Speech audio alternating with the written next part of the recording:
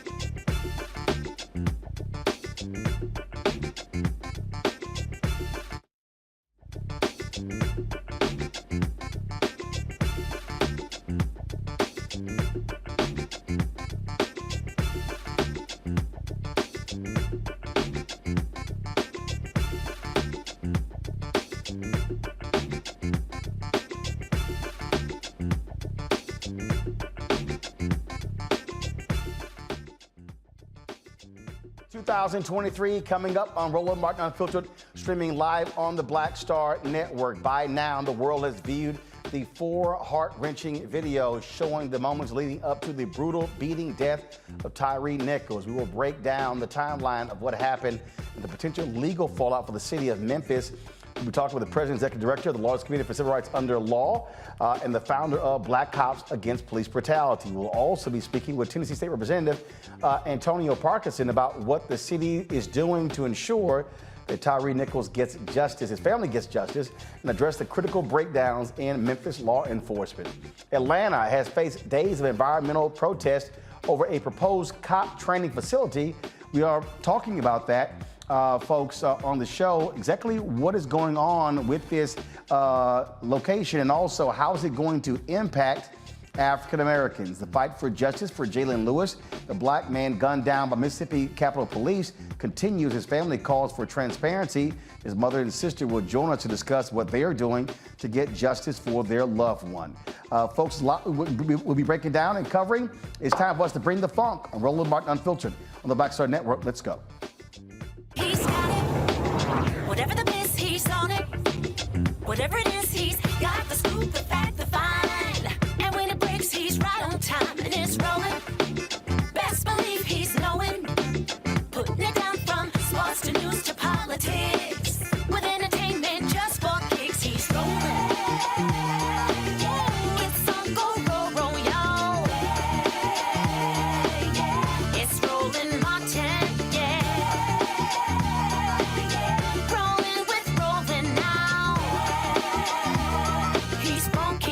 He's real, the best, you know he's rolling Martin now.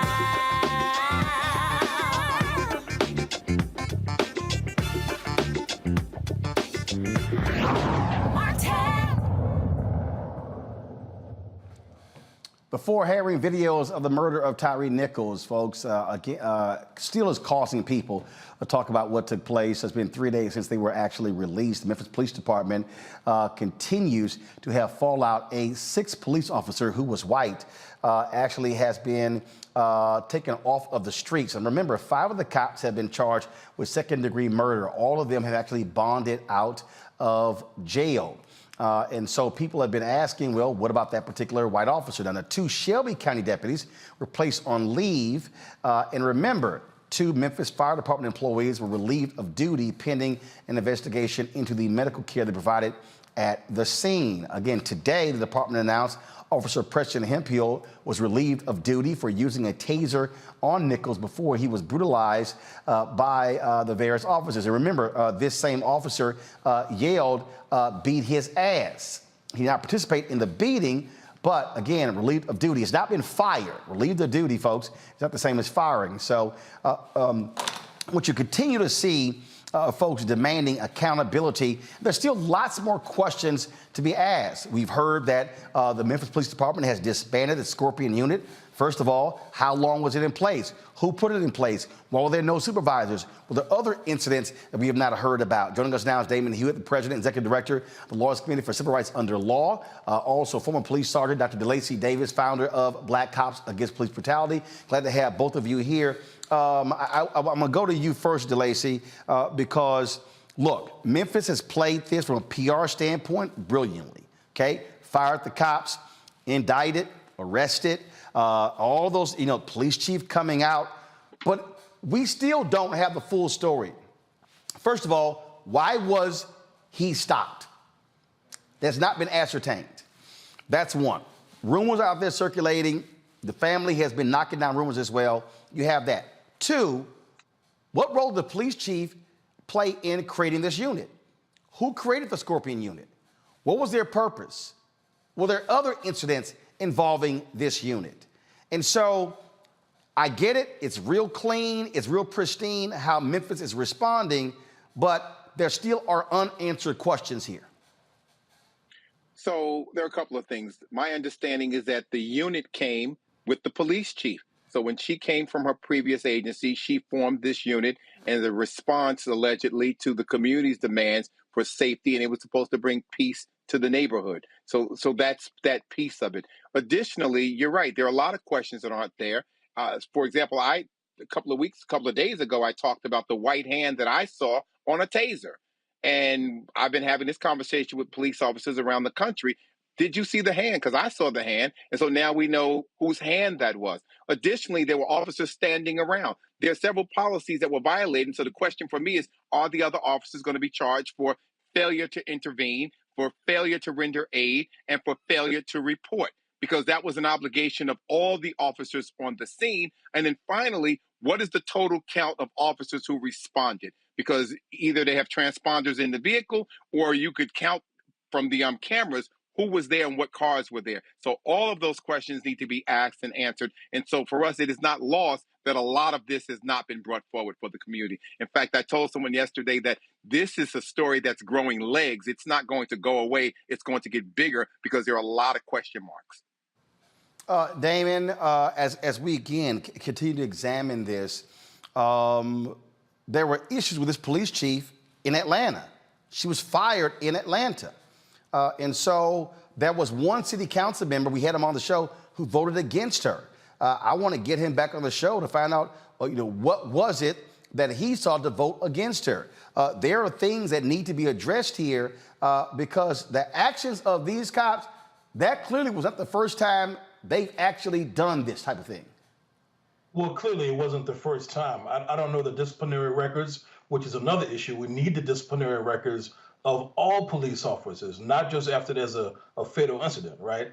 We need to know the records of these chiefs, wherever they're going. And, we want to support law enforcement when they're from our community, but this is a reminder that structural racism is so sinister, it actually doesn't care who the perpetrator is. The only thing that matters is the victim who is oppressed. And that is typically in this country, Black people, especially when it comes to law enforcement. Going forward, though, everyone's talking about accountability or renewed conversation. That's important. But Roland, we cannot have accountability without liability. Too often, individual officers, entire police departments and cities are shielded from significant liability. They need the kind of liability that is going to inflict some pain, not to hurt people, but something that the city, municipalities will feel. Because at the end of the day, we've got to change police culture. Otherwise, we're headed down a bad road that's already getting worse by the day. Obviously, Memphis is going to have to pay out a significant amount of money. But DeLacy, what people still want to know, and there were people who were going, I don't understand, why are people protesting? I mean, the cops were fired, they were indicted and arrested. It's because it's still a problem. A man is dead, and we continue to see these examples happen over and over and over around this country. I agree. I think people misunderstand and they oversimplify structural racism. You've heard me say this, Roland, that the organizational culture of policing of law enforcement, not just the policing, but law enforcement, is white male-dominated, racist, sexist, homophobic, and then you might get to the good cops. The other issue is that when we talk about liability, the agencies and the city governments and the state governments pay out the funds. When we talk about officers being held accountable, that's the issues around qualified immunity, which is why we talk about George Floyd Justice and Policing Act addressing qualified immunity and some of those insulations that police officers have, so they're not being charged personally. Consequently, their behavior hasn't been modified. We've not seen it in my 30 years of law enforcement reform work, and so I don't see it in the future until the structures are changed or torn down. Hold tight 1 second. I got to go to a break. We come back. I want to continue this conversation with you because you're talking about the structures. But the real question is, okay, how do we get there? And so we'll discuss that next.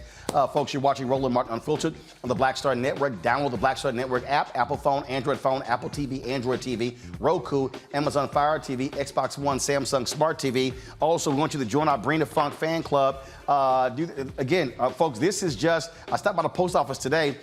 This is all the folks who send checks and money orders. So trust me, we take those, plus we do electronic. And so, yeah, I got to go through all of these here. But again, if you want to support us in what we do, send check and money orders to P.O. Box 57196, Washington, D.C. 20037-0196. Cash App, $RM Unfiltered. PayPal, R Martin Unfiltered. Venmo is RM Unfiltered. Zelle, Roland at RolandSMartin.com. Roland at RolandMartinUnfiltered.com. And be sure to get a copy of my book, White Fear, How the Browning of America is Making White Folks Lose Their Minds. Available at bookstores and downloaded from Audible. We'll be right back.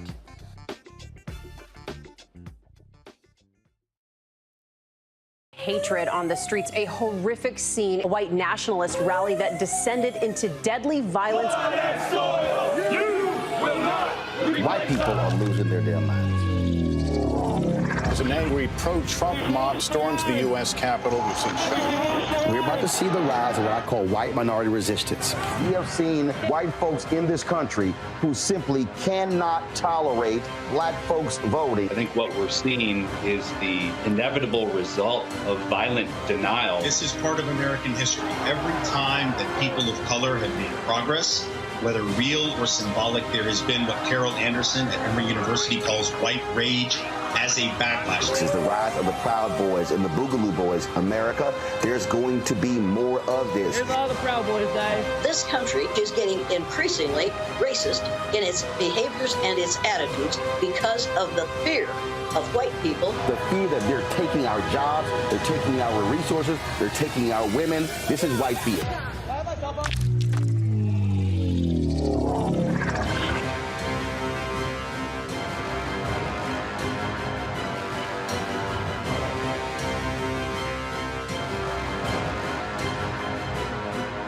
Hi, I'm Dr. Jackie Hood Martin, and I have a question for you. Ever feel as if your life is teetering and the weight and pressure of the world is consistently on your shoulders? Well, let me tell you, living a balanced life isn't easy. Join me each Tuesday on Black Star Network for A Balanced Life with Dr. Jackie. We'll laugh together, cry together, pull ourselves together, and cheer each other on. So join me for new shows each Tuesday on Black Star Network, A Balanced Life with Dr. Jackie.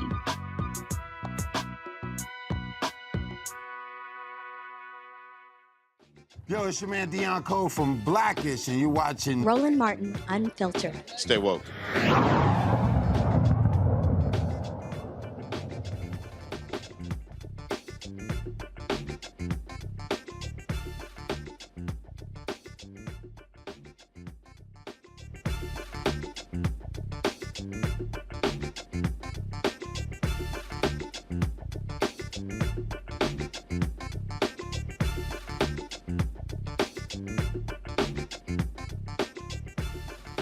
All right, folks, welcome back. We're talking with DeLacy Davis. He is the founder of Black Cops Against Police Brutality. Also, Damon Hewitt, who's executive director of the Lawyers Committee for Civil Rights Under Law. Damon, I'll go to you. Going to break, DeLacy talked about how having to change this structure. How? Does a law do it? I mean, how do we do this? Because we've talked about this over and over and over again, yet the problem seems to persist continuously, and it hasn't gotten better. Well, look, the law can't do it alone, Roland, but think about what's happened since Michael Brown was killed, since Tatiana Jefferson was killed. All these black people have been killed, other people as well. There's been a lot of protests in the streets, a lot of public discourse, a lot of talk, but the law itself has not changed. And so the law can't do it alone, but the law can, should, and must change. And DeLacy got it exactly right. We need the strongest possible version of the George Floyd Justice and Policing Act, and in particular, the 1-2 punch of abrogating what they call qualified immunity, eliminating qualified immunity if necessary, to ensure that individual officers can no longer act with impunity, that they can be held liable just like the municipality or the county can be held liable. And then second, there also has to be some type of sanction. You know, we're out there saying law enforcement is supposed to protect us against crime. The spotlight camera that caught the most horrible angle of the brutality against Tyree Nichols was probably placed there to look over the community to try to keep people safe from crime. Well, it actually captured crime being perpetrated by police officers. And so if it is a crime by officers, it has to be treated like a crime. And so we need that 1-2 liability through the George Floyd bill. But also, the other part of the culture change is that policing is an industry with big money. There's a lot of money flowing all kinds of different ways, including from the federal government to the 18,000 law enforcement agencies in this country, local agencies. And so we need to make sure that there's no gravy train of money without real accountability, without real requirements. If you put side by side the places that receive the money and the places where there have been these flashpoint incidents of killings, you're going to start to see some overlap. And that is a problem. That means our tax dollars are sponsoring this killing. Are civil rights groups coming together to demand that President Biden call congressional leaders to the White House to meet with families and say, get this bill back on track, get it done? Definitely. We know that the political calculus in the House of Representatives is what it is. That doesn't look good, obviously, but that doesn't stop our call, right, for change. Civil rights groups have already come together, even before the funeral, which is happening on Wednesday. Obviously, Reverend Sharpton's delivering the eulogy, have come together to demand that there be some action and to call President Biden and this administration to talk about its specific response to this incident, its specific response to this pattern of atrocities befalling our communities. DeLacy, when you talk about a new structure, okay, how do you get there? Because this is ingrained. It is in department after department after department. So, and I'm going to go as quickly as I can, Roland. You know, we've been having this talk at the federal level. We talk about trauma-informed policing, George Floyd Justice and Policing Act, the BREATHE Act, which is another federal law that would deal with federal officers along this, consent decree, pattern and practice investigations of police departments and agencies. We know when those things are in place that behavior changes because they're being forced to change, addressing qualified immunity, as we both just talked about, whistleblower protection for good cops. Good police officers have no incentive to tell the truth and be a whistleblower because the price they pay inside and behind that blue wall and that blue coat of silence is so severe. Ban chokeholds in any stress positions, divest and reallocate police dollars, and then make elected officials accepting union campaign contributions toxic in our community and every community, and then accountability for law enforcement agencies via economic incentives to shift their policies and ban pretextual traffic stops and hunches that something is wrong. That's just at the federal level. The state level, there should be state prosecutors who investigate use of force and police shootings, and that's all they do. So they don't have what Johnny Cochran used to say, that incestuous relationship between the police officer and the prosecutor, because they need police officers to try cases. So when there's a special prosecutor for all police shootings, that's all they'll do. Change deadly force standards from reasonable to necessary deadly force, and then license police officers as required for working in a state, because if you don't have a license, you can't go from department to department when you have a problem. Examine and evaluate police academy dismissals by race. We know that women shoot less and are less aggressive in terms of policing in general, so then why isn't there an effort to recruit more women into police force rather than men who are naturally attacking our community, as we've seen from all these cases?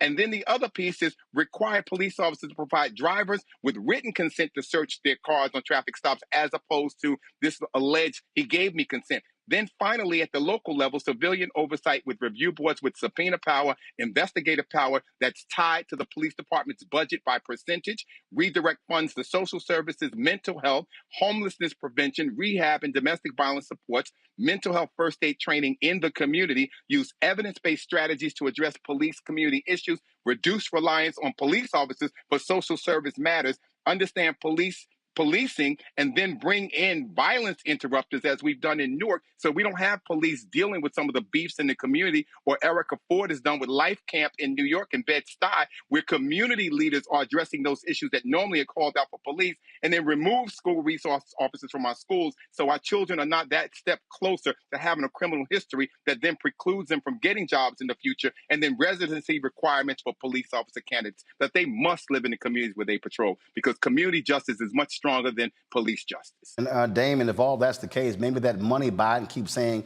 more cops deserve more money should go to stuff like that and not just hiring more cops. Well, that's a tension point. You know, the president called for 100,000 more police officers. Sadly, the ultra-right-wing conservative Senator Josh Hawley called for the same thing. We need some daylight between our president and people who we know are not on our side, are not on our team, who are trying to set us back. So the president has some thinking to do about what his next steps are going to be. The State of the Union address is coming up on February 7th. That's just a week away. And so America will be watching and listening, not just about the debt crisis and the budget and the economy, but also about, does this president have something to say now about what's happening to Black people at the hands of police? I pray and hope that he certainly does. All right, Damon Hewitt, DeLacy Davis, we certainly appreciate it. Thanks a lot. Thank you. Joining us right now, folks, our panel is Dr. Julianne Malveaux. She, of course, is Dean, College of Ethnic Studies, California State University, LA. Dr. Amakongo Dibinga, Senior Professorial Lecturer, School of International Service, American University.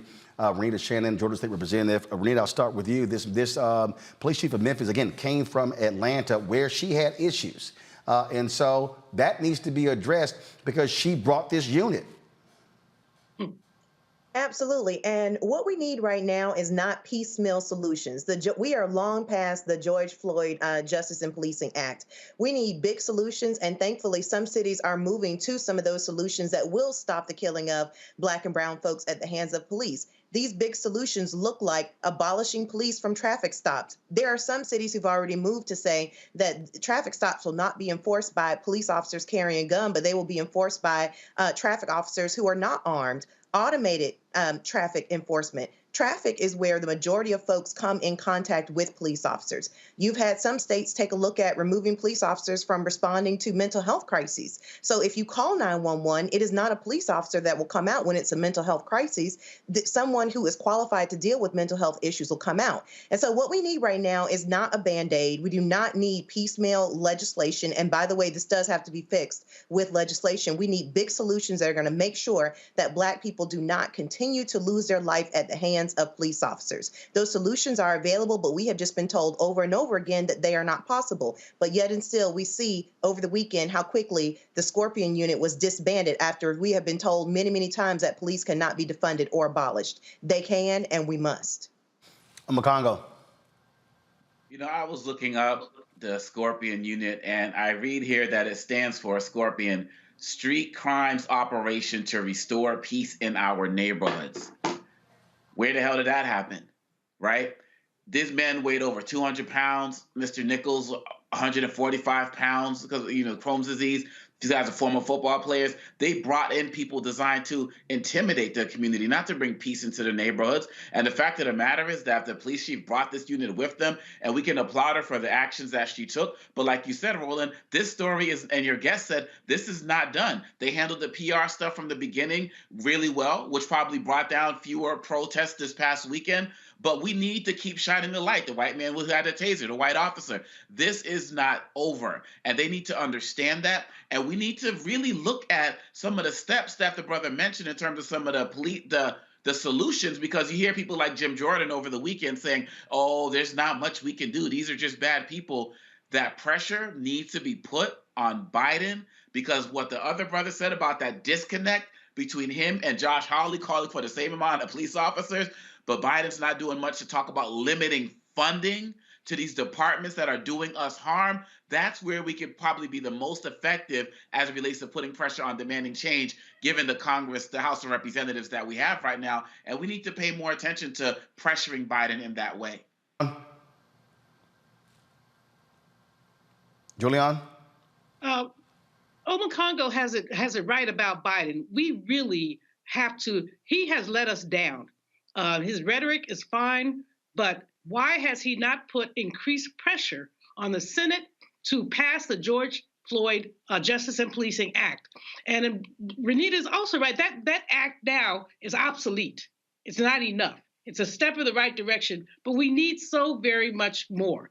This whole thing, I mean, if you swim in muddy water, you're going to get dirty. So I don't want to hear the fact that the cops are Black is immaterial. They are cops. They were swimming in muddy water, and the muddy water is American racism and police culture. And police culture is such that a person is not a person.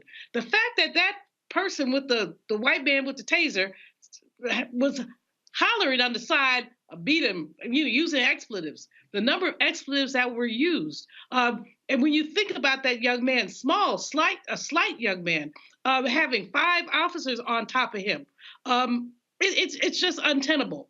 I also think, Roland, everyone, this is just the tip of the iceberg of this story. The sister who's the police chief, she did well, but guess why she probably did well? Because she'd been down this road before in Atlanta. She's been down this road before, so now she knows better. But why would you bring brutes with you? You got your own little brute squad to beat people. That's absurd. Like I said, she did the right thing this time, but she needs to be fully investigated. What did she do last time? All right, then. Look, you're absolutely right. Hold tight 1 second. I got to go to a break. We'll be back. We'll talk more on Roland Martin Unfiltered. Hey, folks, don't forget, we have been nominated for an NAACP Image Award. Voting closes in 10 days. You can vote at vote.naacpimageawards.net. You can only use one email. You got more emails, that's fine. Vote in each one. The category is Outstanding News Information Series or Special. Scroll down to Roland Martin Unfiltered. Black Votes Matter, Election Night coverage. Click on vote and then submit your votes. Again, you can register with just one email. Only one vote is allowed per email address. You will click confirm that you're not a robot and click vote. And then you can vote for all the categories, or you can simply skip to it. And again, voting ends February 10th, 9 p.m. Eastern. We're the only black-owned, independent black-owned media company nominated for an Image Award. And so support us in what we can do. We'll be right back.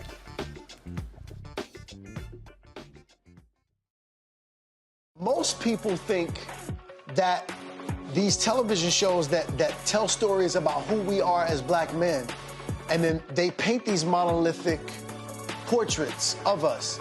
They think that they're being painted by white people. And I gotta tell you, there are a whole bunch of black folk that are the creators, the head writers, the directors of all of these shows, and that are still painting us as monoliths. The people don't really want to have this conversation. No, they don't.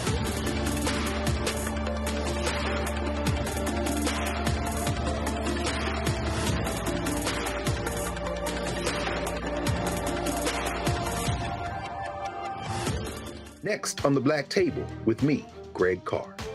An hour of living history with Dr. Richard Mariba Kelsey, thinker, builder, author, and one of the most important and impactful elders in the African American community. He reflects on his full and rich life and shares his incomparable wisdom about our past, present, and future. African genius is saying that my uncle was a genius, my brother was a genius, my neighbor was a genius.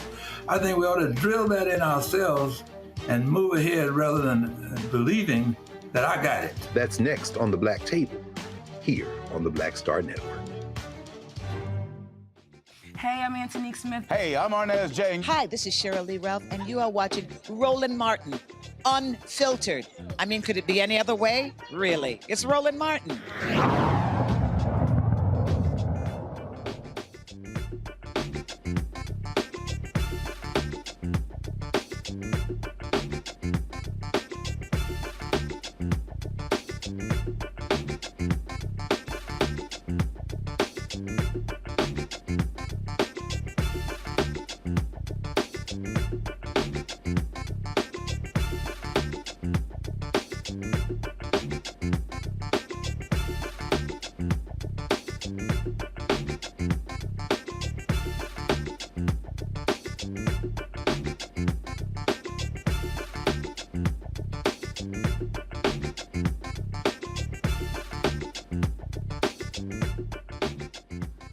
Folks, as we told you earlier, the Memphis Fire Department has actually fired 3 personnel as a result of the death of Tyree Nichols. Go to my iPad, Henry. EMTs Robert Long and Jamichael Sandrit, quote, failed to conduct an adequate patient assessment upon seeing Nichols being injured. This is from Fire Chief Gina Sweat.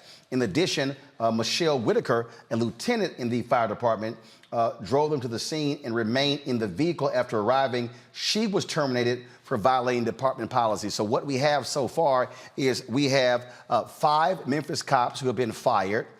We have 1 that has been relieved of duty.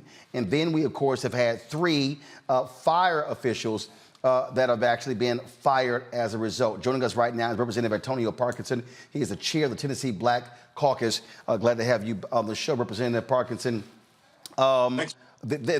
Obviously, we see the actions that are being taken, the proactive actions being taken by the Memphis Police Department and the Memphis Fire Department. What more should be done? Because this, again, speaks to a departmental issue to have this level of disregard for a person's life when these individuals are sworn to protect and serve and to be first responders. Right. And if you think about it, you know, these individuals actually wore their body cams when this stuff was happening. So there was a high level of comfort with the actions that they were taking in regards to Tyree Nichols. And to me, that says that it's been done before and it's been unchecked, right? And I think that there should be a top to bottom review of the Memphis Police Department, policies, culture, personnel, everything, because of this situation that's happened in Memphis. What are state officials doing? What are they saying? Because it's not like this is the only issue that's happened in the state of Tennessee. Here in Memphis, there have been other police brutality cases in the state.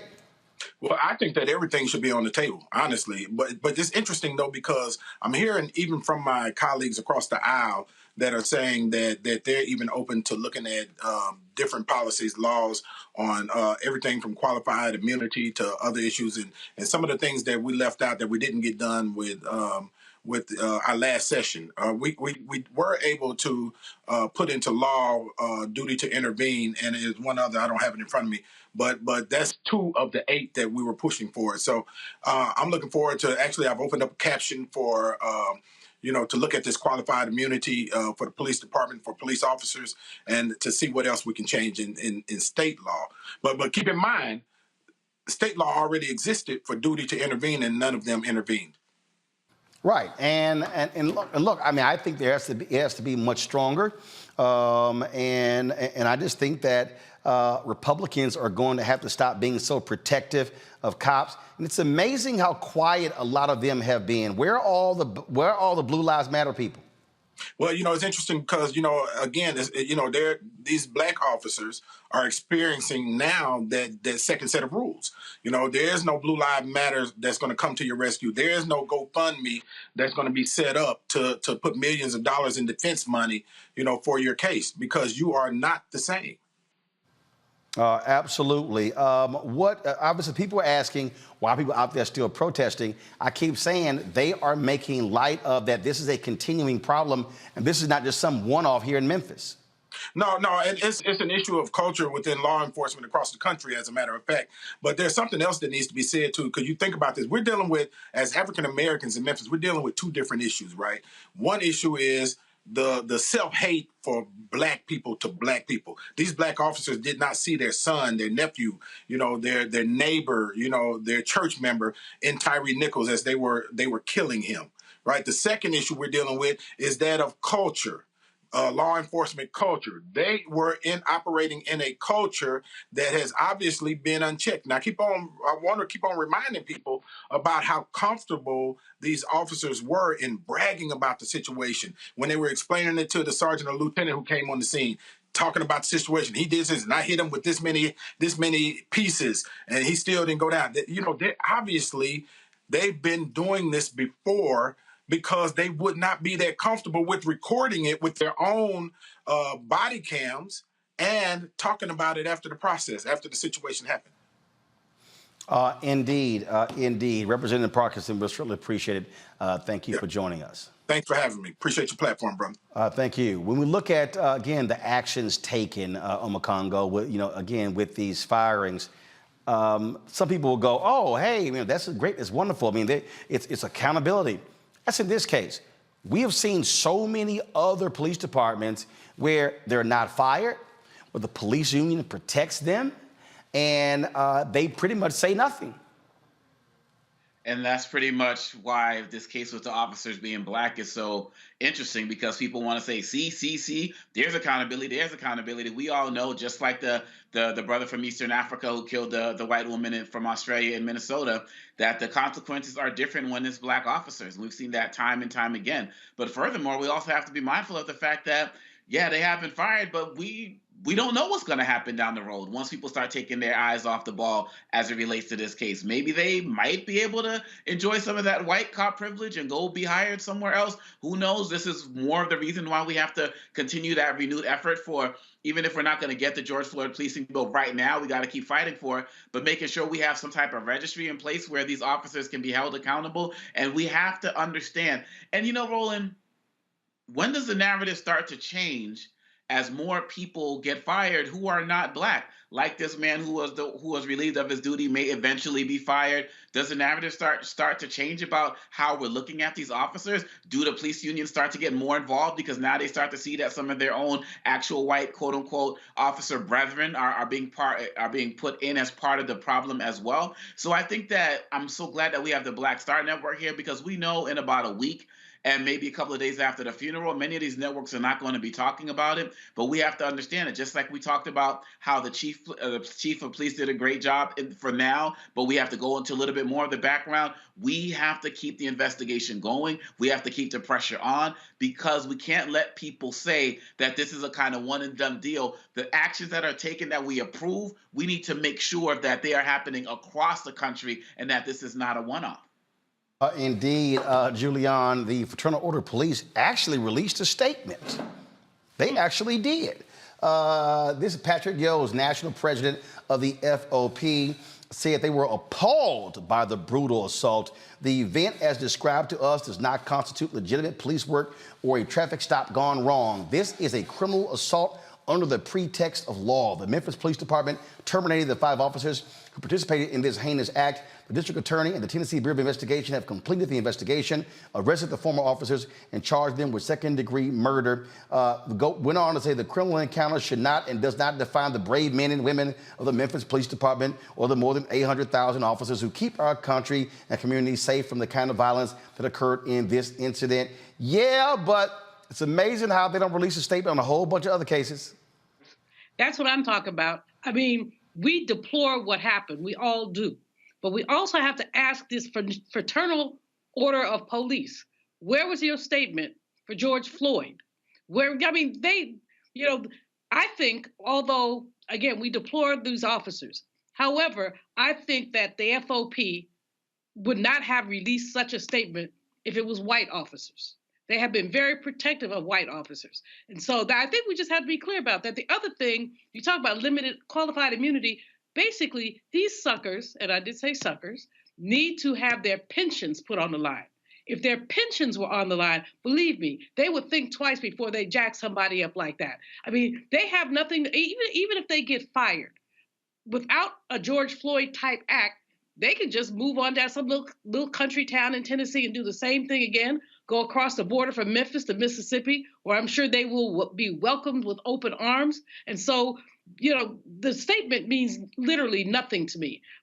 What we have to do is really dismantle the culture. And how many times have we gone out in the street and said, no more, we're not going to do this anymore. This is the last time, starting with Michael Brown and coming on down, George Floyd, and now here we go again.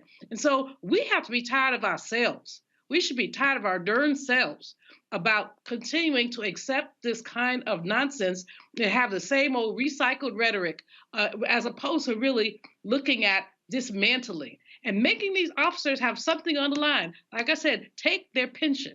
If you took their pension, I bet you they think twice before they lifted up a billy club and beat somebody like that. Bernita, I'm curious, has anybody seen a statement from FedEx? I mean, Tyree Nichols worked for FedEx. This is the major business in Memphis. I haven't seen anything.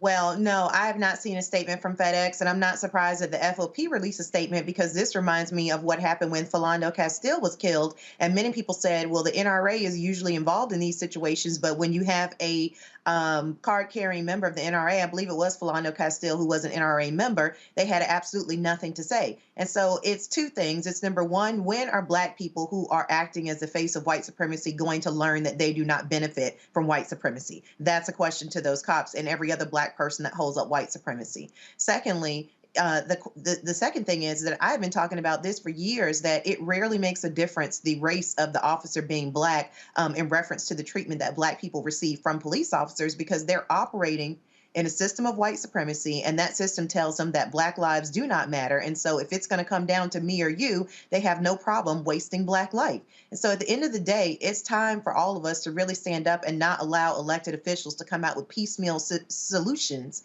It is time to make sure that we make sure that Black people are not being just killed by police. And that's it, that they're not being killed, because for so long we've said police have to be held accountable. We are past that point. We want police to stop killing Black people, and we see that they are not capable of making changes on their own to do that, and that they're going to continue to operate in a system of white supremacy with even Black folks holding that up. It is time now that we make structural changes, as I mentioned before, that make sure that police don't even have the opportunity to murder Black people over a traffic stop. Folks, hold tight 1 second. We have got to go to a break. We come back. We'll continue discussion on this story as well as other news of the day. Top of the hour, we're going to talk with the daughter of Rodney King about this issue as well. Again, folks, support us in what we're doing by voting for us for the NAACP Image Awards. Vote.naacpimageawards.net. Go to the site. Look for under the outstanding news and information category, Roland Martin Unfiltered, the Black Votes Matter election night special. And so you can cast your ballot for us and support us in what we do. So please do so. Don't forget, folks, on Friday, I'm going to be in Daytona Beach, Florida for a community town hall dealing with Bethune-Cookman. Students, faculty, staff, alumni, and community, they're all welcome. Remember, we have a new location. The previous church, Greater Friendship Baptist Church, they canceled on us, took a vote and do so. But look, we made a phone call, and we're going to be at a Hope Fellowship Church on Friday. And so join us there. Doors open at 5 p.m. We'll be live from 6 to 8 p.m. Eastern in Daytona Beach, Florida, Friday for our community town hall related to Bethune-Cookman University. We'll be right back on Roland Martin Unfiltered.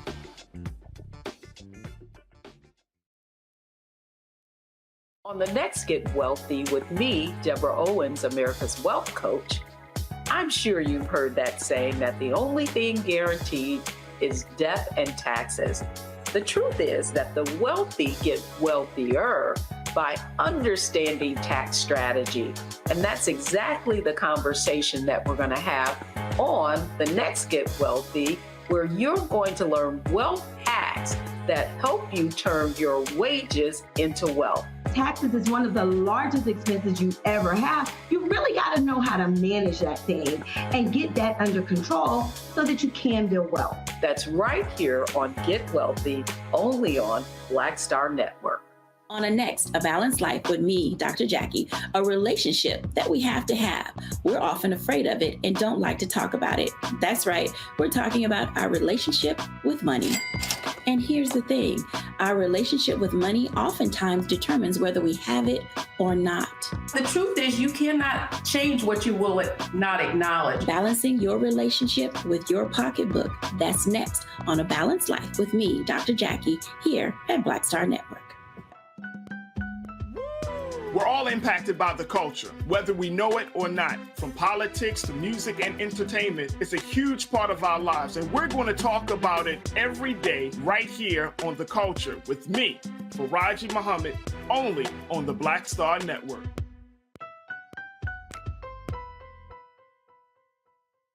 This is Judge Mathis. What's going on, everybody? It's your boy Mac Wiles, and you are watching Roland Martin Unfiltered.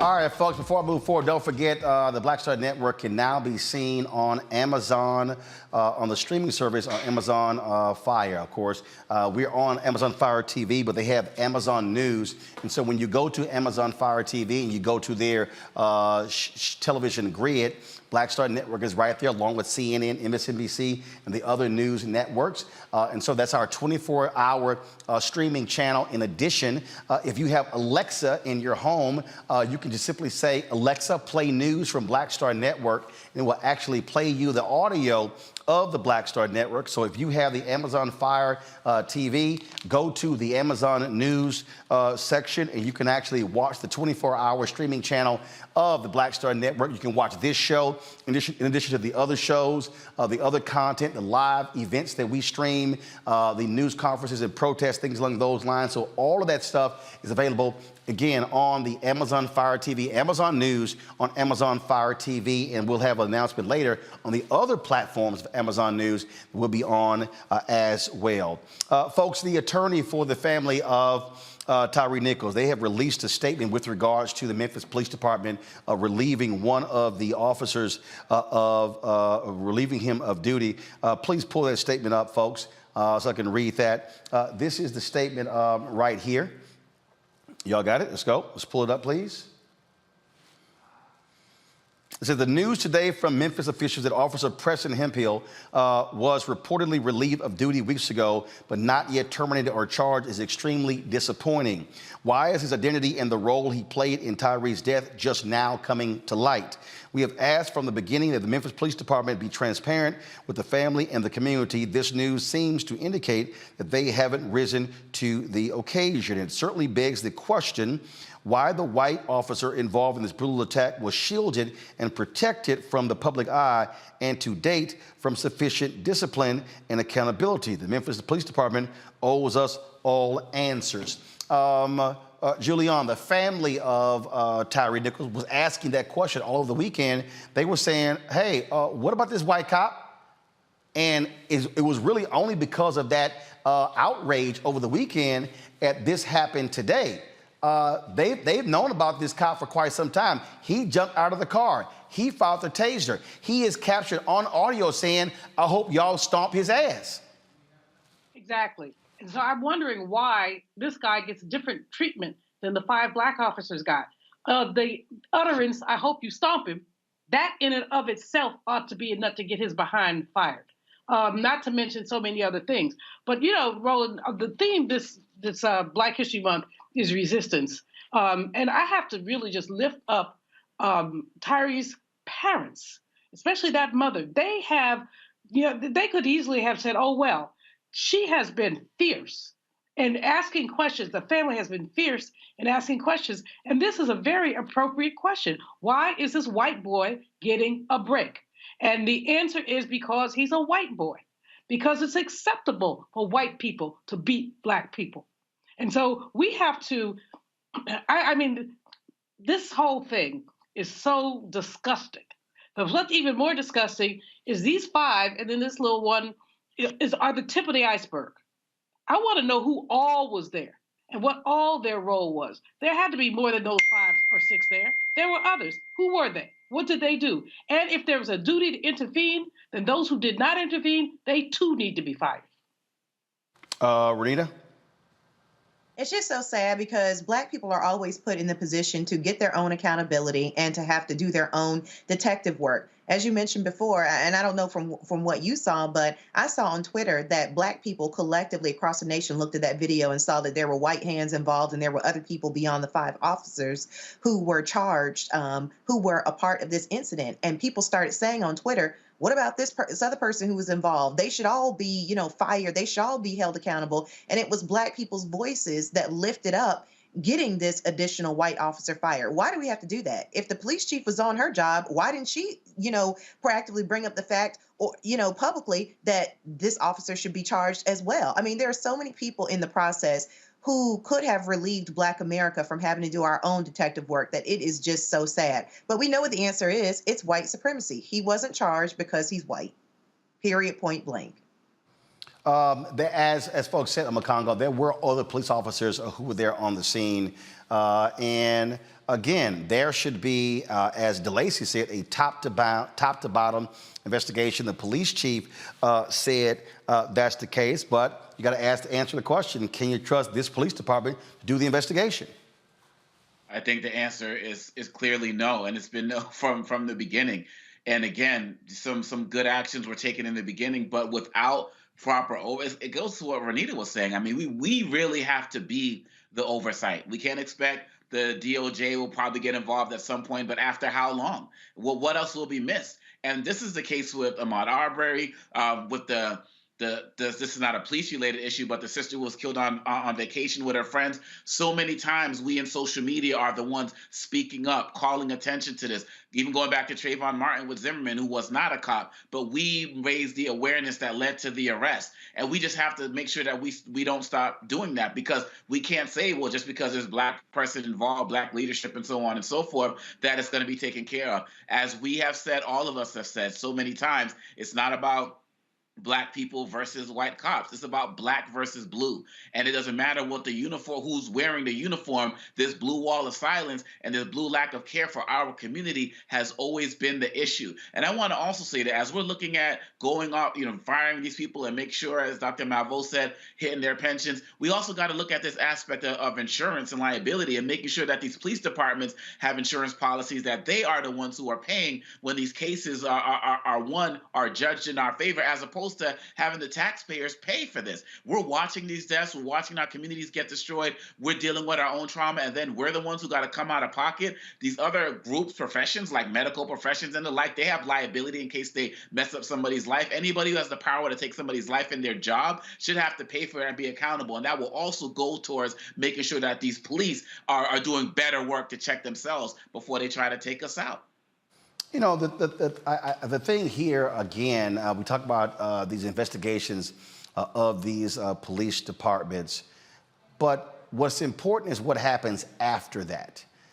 We've had previous examples. Look, Cleveland has had 2 DOJ monitors within 10 years. Chicago as well. And so I just think that these city councils, Julian, are going to have to be a lot more aggressive. And they're going to have to be firing folks, putting provisions in contracts, making it easier to fire commanders and top administrators who are failing to do their jobs. Well, city councils have to be a lot more aggressive on any number of things. I like the list that the brother in your first segment laid out, talking top to bottom about what kind of reform needs to take place. But we have progressive city councilors who are suddenly silenced when these kind of things happen. We talked earlier about the sister police chief in Memphis, where you said that one person did not vote for her. I'd like to know why. And we need to, before people go hop from city to city in these jobs, they need to be fully and thoroughly vetted. But these folks who run on progressive platforms and they have a lot of rhetoric about the police, but where are they in submitting legislation, writing and submitting legislation, and where are they in looking at the contracts that cities get into with police unions? I mean, there should be a way that police unions, who basically make it almost impossible to fire someone unless there are 5 Black men in Memphis, almost impossible to fire somebody. We need to reinvestigate the contracts that cities are signing with police unions. And it is a good time for police unions to be disempowered, because they basically have made it extraordinarily difficult for police to be accountable.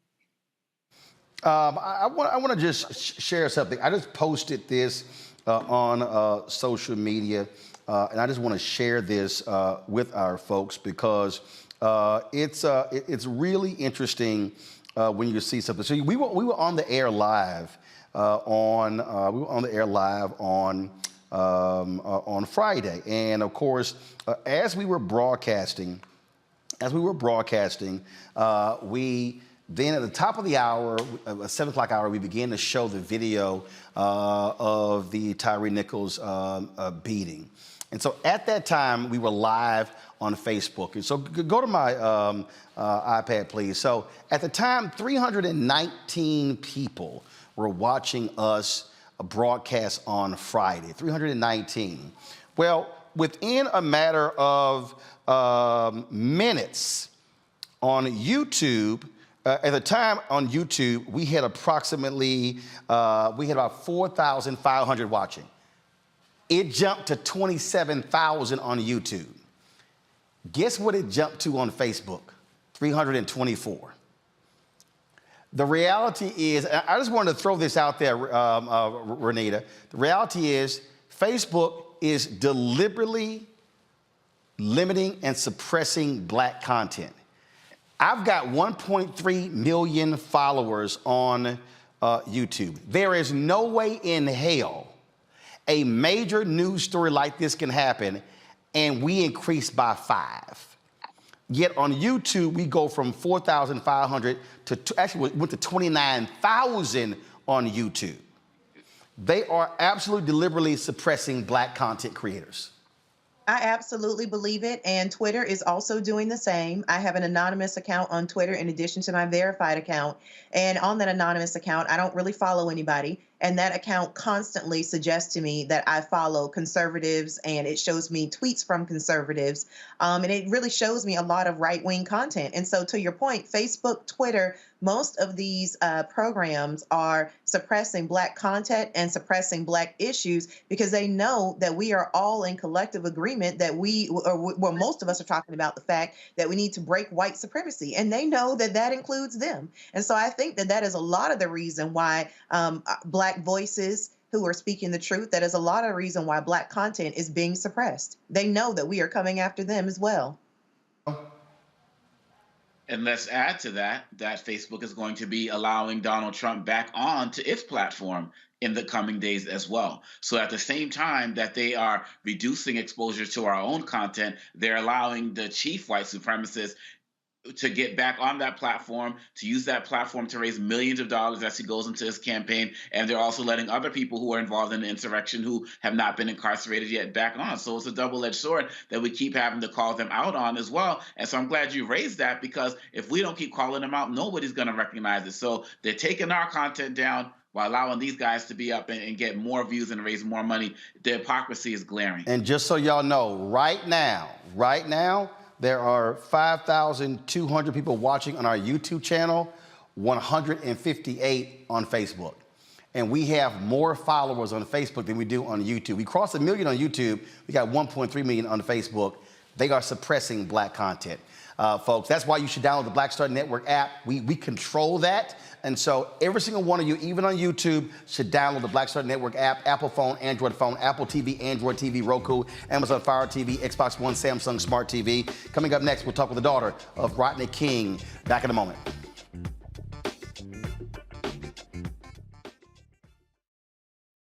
When you talk about blackness and what happens in black culture, we're about covering these things that matter to us, speaking to our issues and concerns. This is a genuine people-powered movement. There's a lot of stuff that we're not getting. You get it, and you spread the word. We wish to plead our own cause.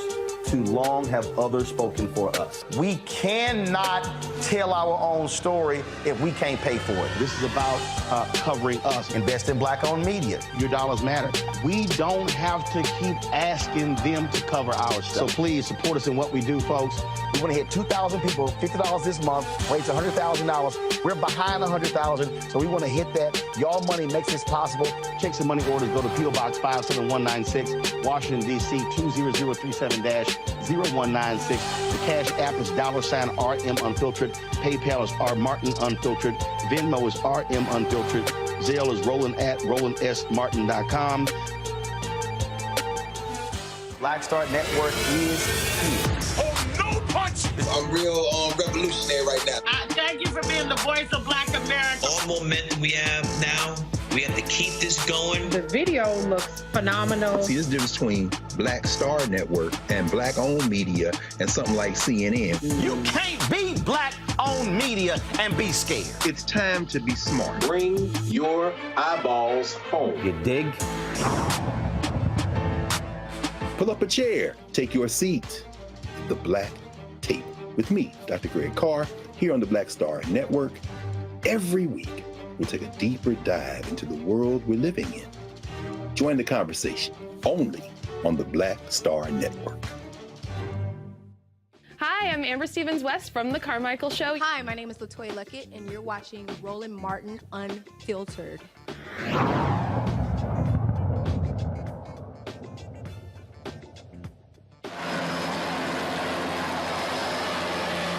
Folks, 22 years ago in March, the world was shocked and stunned with this video. This was the beating of Rodney King. by LA police officers. They, of course, originally were acquitted in Simi Valley and then were found guilty in a federal trial. This was shot by a bystander. Many people were comparing the Tyree Nichols video to that of Rodney King. Bottom line is both of them were vicious. Both of them were brutal. In the case of Rodney King, he was able to survive. He still survived the beating, still had issues after the fact. Unfortunately, Tyree Nichols actually died 3 days later. Laura Dean King is the daughter of Rodney King. She joins us now on Roland Martin Unfiltered. Laura, glad to have you on the show. No matter how long ago that was, it still has to be very difficult to watch that. And when you heard about this Tyree Nichols story and then them telling people, hey, preaching calm before it was released, you certainly had to have a knot in your stomach only imagining what it looked like, because people were describing, some saying it was worse than the beating of your father.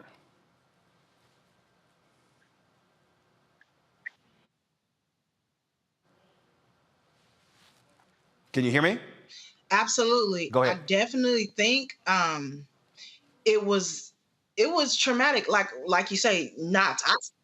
I can hear you. Can you hear me? We can. Go ahead. I still have knots in my stomach. I can't even describe that. Like, that's sick. It's sick to me. Nobody should be begging. And it's disgusting. It's disgusting to me. I don't understand it. It doesn't make any sense. Can you hear me? Yep, we got you. We got you just fine. You know, when the Rodney Can you hear me? Yes, we can. So here's what's happening. So Lord, do me a favor. You probably have our feed up, so turn the show down. So don't listen to the show feed. You should be hearing me direct, correct?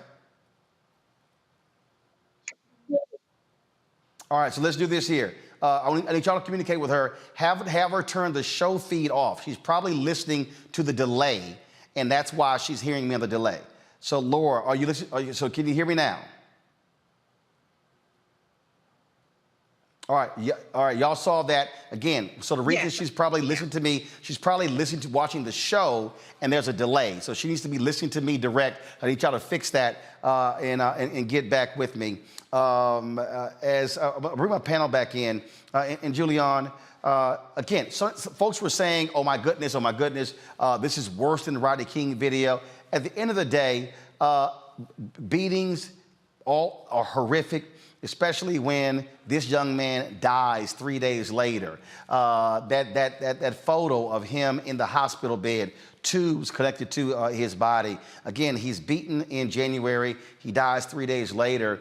And all of it is awful. And you can have all the statements, you can have all of these different things, but as I keep saying, you can't bring somebody back to life. There's no check that does that.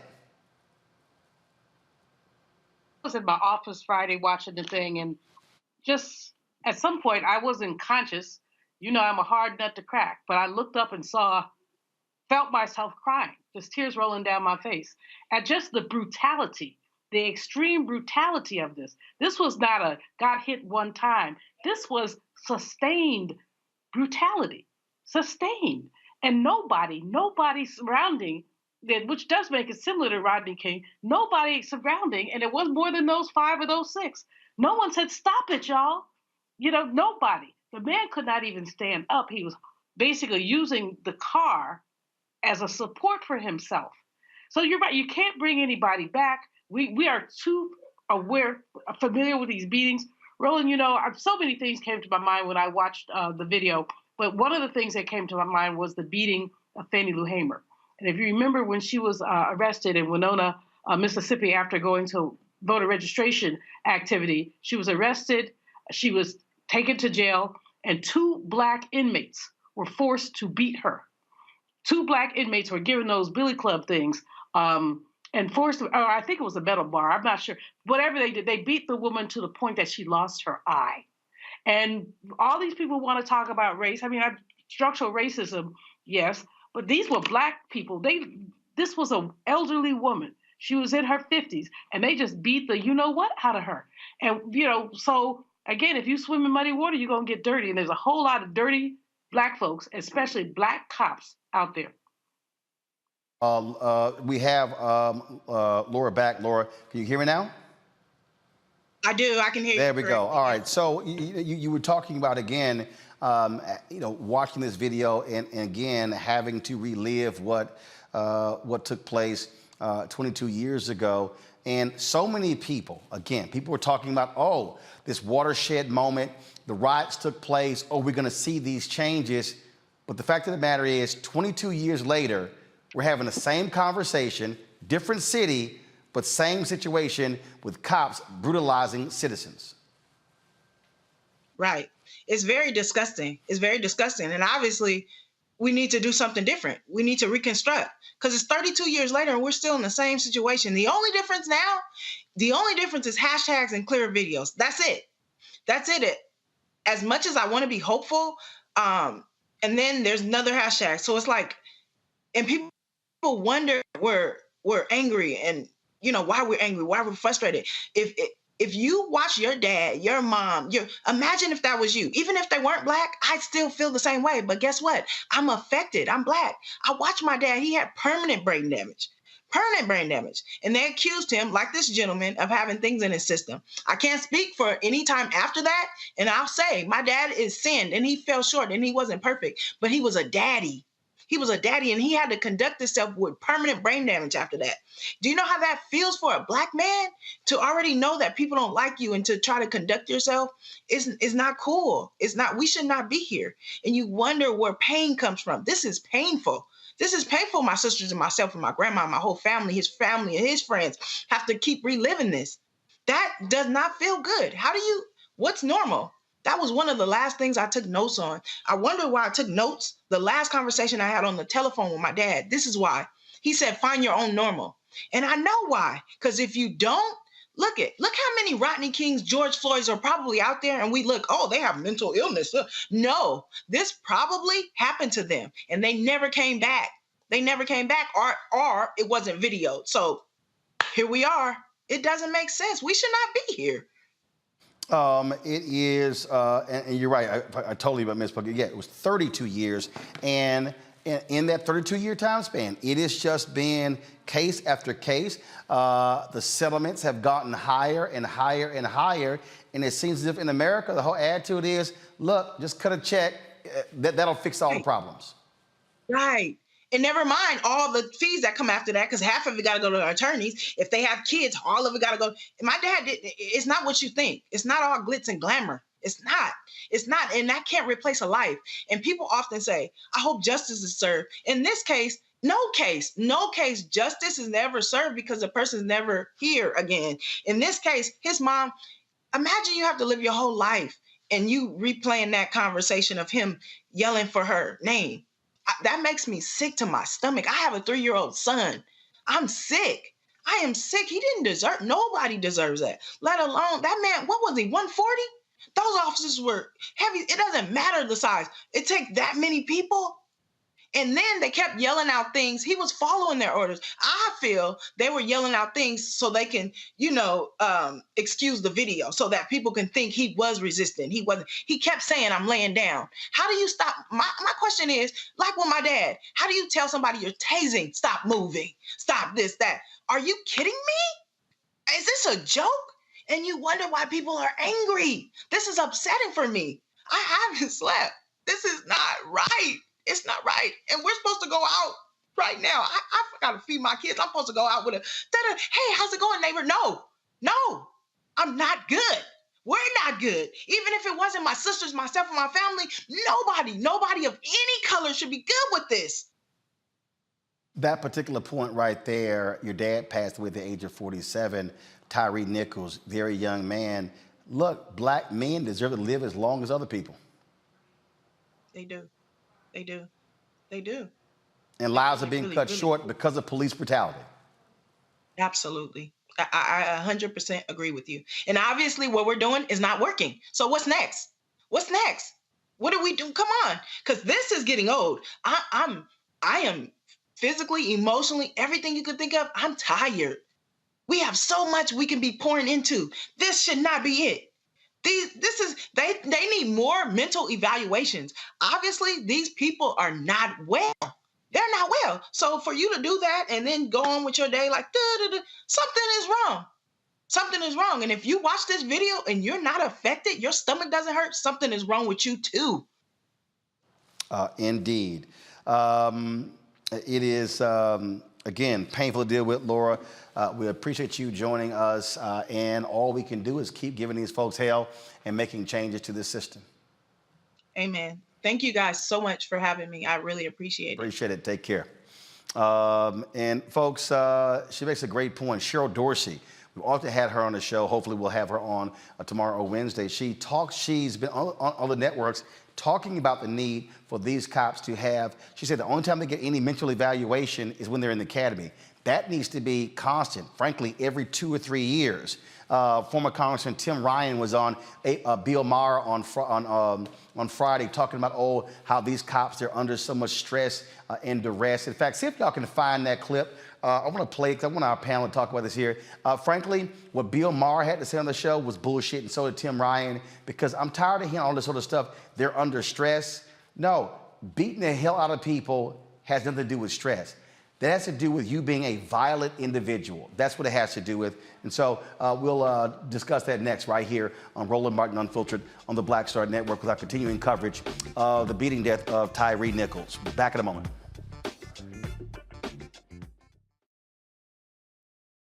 Most people think that these television shows that tell stories about who we are as black men, and then they paint these monolithic portraits of us. They think that they're being painted by white people. And I gotta tell you, there are a whole bunch of black folk that are the creators, the head writers, the directors of all of these shows, and that are still painting us as monoliths. The people don't really want to have this conversation. No, they don't.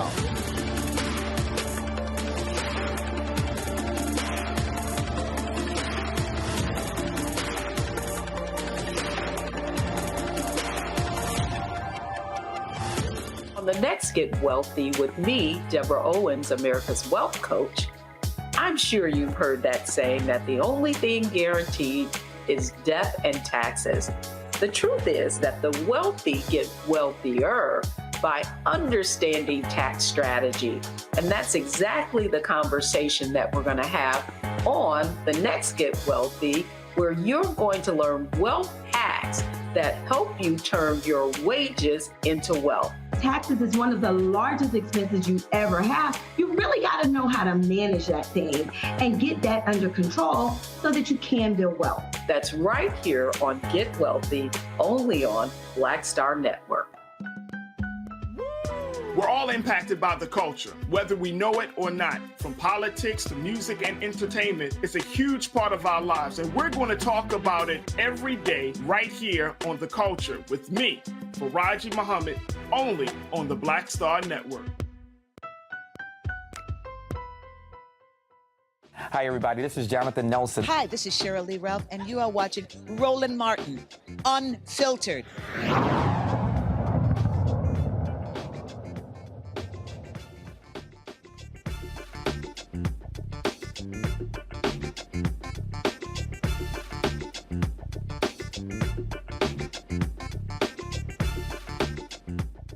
All right, folks, you can always count these days on Bill Maher saying some pretty stupid stuff. On his Friday show, they had a conversation about the Tyree Nichols case, the video that dropped. He had former Congressman Tim Ryan on his show. And if you want to see how two white men react to this and how their commentary is utterly ridiculous, it's this. Watch this. Yeah, Half Moon Bay and Monterey Park was the other one, right? And you know, these shootings happen. We go through this ritual where then we wait for them to announce the race of the shooter. We're waiting for the Oscar nominations because that's, you know, somehow to a lot of people the most important thing. And I just thought it was very interesting that this week Asians were killed by Asians, two Asian men who were, you know, 66 and 72. And then this week we just got this video of the Memphis 5. A black man is brutally beaten in Memphis by 5 cops. They're all black. I guess what I'm asking is America's culture of violence, it does go deeper than race, right? And I think this monofocus we have on race is short-circuiting us trying to fix some of the realer problems. Would you agree? Well, definitely deeper concerns here, and this is an opportunity for us to have that conversation. The conversation about mental health, the conversation about guns, the conversation about cops, the cops, and the stress, and the stress that cops are under. I'm not defending these guys. Of course, this was a tragedy. They should be prosecuted, full extent of the law, the whole 9 yards. But if we don't, at some level, realize that it's not a white cop or a black cop, it's a cop who's under stress, who's underpaid. I had cops in my congressional district, Bill. They were getting paid $14 an hour. If you're learning guitar late in life. So, let me unpack this. Here's my problem with this. See, for Bill Maher, how his mind, this preoccupation with race, Julian. It's a preoccupation. He wants to act like race doesn't matter. What he tries to offer up is that race is the only thing. No. The reason we talk about the race aspect because it is real. The fact of the matter is, race doesn't apply to everything, but it applies to a lot of things. Bill wants to act like, this preoccupation with it, Asians killing Asians and black cops killing somebody black. But Bill, if you look at the majority of the cases, what did the FBI director say? The greatest threat to America is white domestic terrorism. He didn't say, terrorism in general. He said white domestic terrorism, not Muslim terrorism, not black terrorism, not Latino illegal immigrant terrorism, white domestic terrorism. And I'm about to send Tim Ryan a text to tell him my thoughts about his little comments there as well. And all the cops are stressed. I don't give a damn how stressed you are. That ain't got nothing to do with you beating somebody's ass. Hello. You know, Roland, first of all, Bill Maher needs to get over himself. He used to be funny, politically correct, among other things. That comment about, like, the Academy Awards, that wasn't even funny. It was a throwaway comment that wasn't unworthy of coming out of anybody's mouth. But secondly, he ignored what we've talked about much of this time we've been together, which is the whole issue of structural racism. And when he talks about these Asian men killing each other, let's talk about the Half Moon Bay for just a minute. Half Moon Bay was about worker oppression.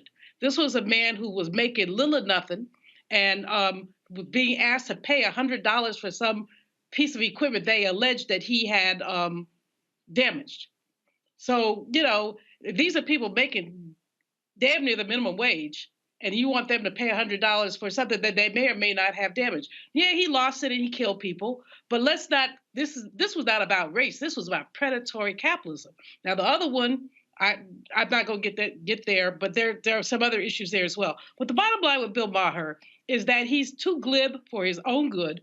He was wrong with this Academy Award comment. He is obsessed with his own anti-blackness, because if he was not anti-black, he would have been able to break this down and talk about structure and talk about police culture. And I don't give a dirt if these people are so stressed. Then quit your job, get another one. You know, take a leave of absence. And then the throwaway comment: some police officer making $14 an hour. Where? If they're making $14 an hour, there's somebody cleaning that police headquarters making less than that. So well, Tim Ryan, you send him a tweet or whatever you go send him. Meanwhile, Bill Maher, he's lost a whole lot of credibility for me, but he lost it some time ago. And I'm glad that you're monitoring this. It's really so very important for us to understand, you know, that these people these people are anti-Black. And so they cannot accept reality. The thing here, Renita, and again, is why I wrote my book, White Fear, is the Bill Maher's of the world. I don't want to hear that crap. He's libertarian, he's liberal, whatever. No, he is increasingly the angry white man talking about cancel culture. Oh, everything's about race. It's because he wants to deny the reality of what we're dealing with. You look at most of these cases, it is white cops brutalizing Black people. Why? Because most police departments are made up majority white cops. Memphis is an aberration where 58% of the cops in Memphis are Black. That ain't normal in a lot of cities. Bill Maher has absolutely no idea what he's talking about. That is a conversation of two white men who are completely loud and wrong about an experience that they have no experience with, and that is living as a Black person in this country. For what he's saying that it could be cop stress, well, then cops carry that same stress no matter what type of person they come in contact with. So explain to me, Bill, if you're so smart, why those cops who are carrying that stress are able to restrain themselves from beating the hell out of white people when they come in contact with them. Because they still are stressed when they come in contact with white people, but we don't see the same results. What we really should be talking about is the racial stress that Black people have to live with, because children are even having to live with racial stress. And researchers have pointed out that living with racial stress does contribute to shortening the lives of Black people. It actually changes your DNA. I remember living with racial stress as early as 12 because I saw the beating of Rodney King. And what that said to me was this country will let anything, and I mean anything, happen to Black people, and absolutely nothing will be done. It is one of the reasons why I included in my launch video when I ran for Lieutenant Governor of Georgia the beating of Rodney King, because we're still dealing with those same problems. So at the end of the day, people like Bill Maher just want it to not be about race because they know that they are complicit in that. He does not have good ideas around how to deal with this. And like I said before, he and Tim are just two white men who are loud and wrong at the same damn time, talking about something that they know absolutely nothing about. In Congo, Maher had a discussion on his podcast with actor Bryan Cranston about critical race theory.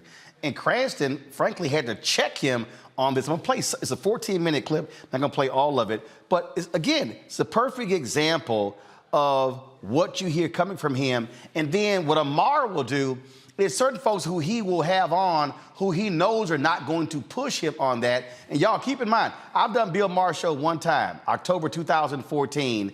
Again, killed, but never been back. No doubt, we know why. Listen to this. That people just don't grow up overnight. Society doesn't. It does. More racism. But for God's sakes, it's time. It's 400 fucking years that we've dealt with this. And our country still has not taken responsibility or accountability. For what? For the history of the systemic racism that's in this country. What should we do more? Well, I mean, for one thing, critical race theory, I think, is essential to be teaching. It depends on what you mean by that. Well, I mean teaching how the race trade and racism is systemic in everything we've done in government, in social activities. Yes, it has been. I mean, it's embedded in it. It's like, for example, why the Second Amendment really was, I mean, this is one person's theory, but I think it's the truth. The Second Amendment really has to do with, in a country where you were keeping hostile people in chains, you needed guns you needed very loose reins on guns to keep the lid on that. Yeah. So that has a lot to do with why other countries don't have like a Second Amendment the way we do. And we didn't have an organized army. We didn't have an organized militia, so you had to form one quickly and be able to get your arms quickly when we were being attacked. Exactly. So, but critical race theory can mean it's just one of these catch-all terms. If you mean we should honestly teach our past, of course. If you mean more what the 1619 book says, which is that it's just the essence of America and that we are irredeemable, that's just wrong. It's not. I mean, right. I agree with that. But even teaching our past and being honest and owning up to who we are as a country and the history of it. Most schools are doing that. I mean, I'm sure there are ones in Texas that are not. Look, in Florida, they So again, oh, you say one thing on Makongo, but oh no, we don't really need to be focused on that stuff. But then you go, that's on your podcast. But then when you go on your HBO show, it's a whole different view. Go ahead. Oh my goodness. Wow. First of all, shout out to Walter White. You know, I'm so glad Cranston was able to articulate some of this stuff, because you're absolutely right. Bill Maher thought he was the smartest guy in the room and could kind of school him on some things. And Cranston came with some very correct points. And first of all, Bill Maher, this stuff is not being taught in school. And when we talk about this idea of critical race theory, we all know what we're talking about here, but people who do not know, this is a theory, just like you have queer theory and feminist theory that came out of the 80s and in Harvard Law School and other activists who are involved in this. And it is not about all history. It's about studying how America's policies affect different groups from a racial lens.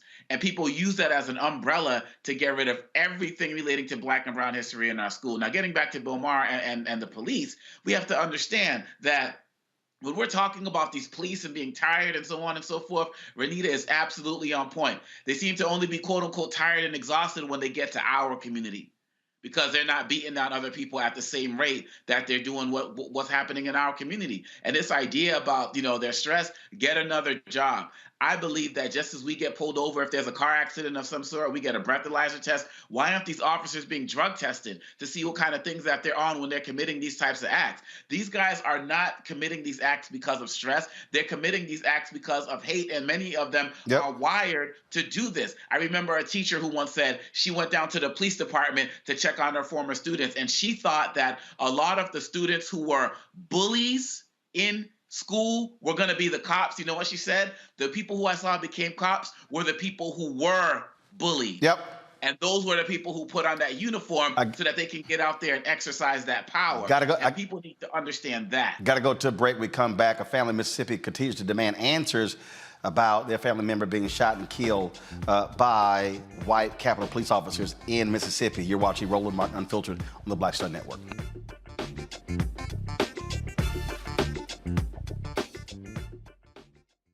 Folks, Black Star Network is here. Hold no punches! I'm real revolutionary right now. Black power. Support this man, Black media. He makes sure that our stories are told. Thank you for being the voice of Black America, Roland. Stay black. I love y'all. All momentum we have now, we have to keep this going. The video looks phenomenal. See, this difference between Black Star Network and Black-owned media and something like CNN. You can't be Black-owned media and be scared. It's time to be smart. Bring your eyeballs home. You dig?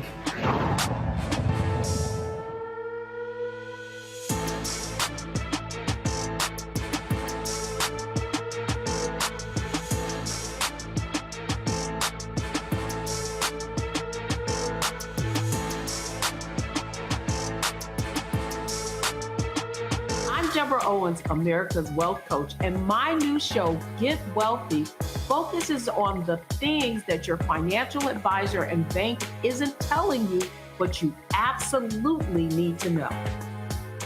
So watch Get Wealthy on the Black Star Network.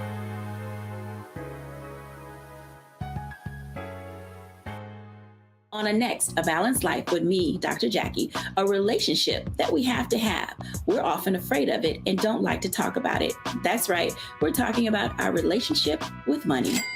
And here's the thing, our relationship with money oftentimes determines whether we have it or not. The truth is you cannot change what you will not acknowledge. Balancing your relationship with your pocketbook. That's next on A Balanced Life with me, Dr. Jackie, here at Black Star Network.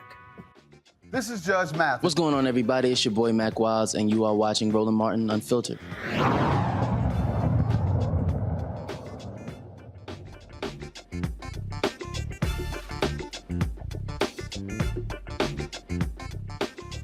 Unlike the family of Tyree Nichols, the family of Jalen Lewis in Mississippi, they're still waiting for justice and some answers. You might remember that Jaylen was shot and killed by Capitol Police in Jackson, Mississippi on September 25th.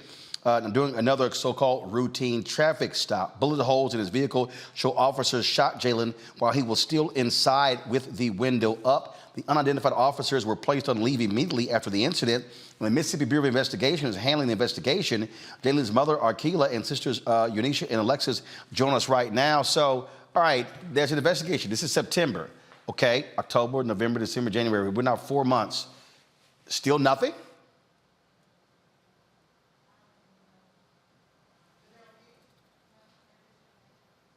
Can you hear me? Yeah. Arkila, Unisha, Alexis, either one. Again, 4 months. Have y'all been updated on the investigation? No. No, sir. No.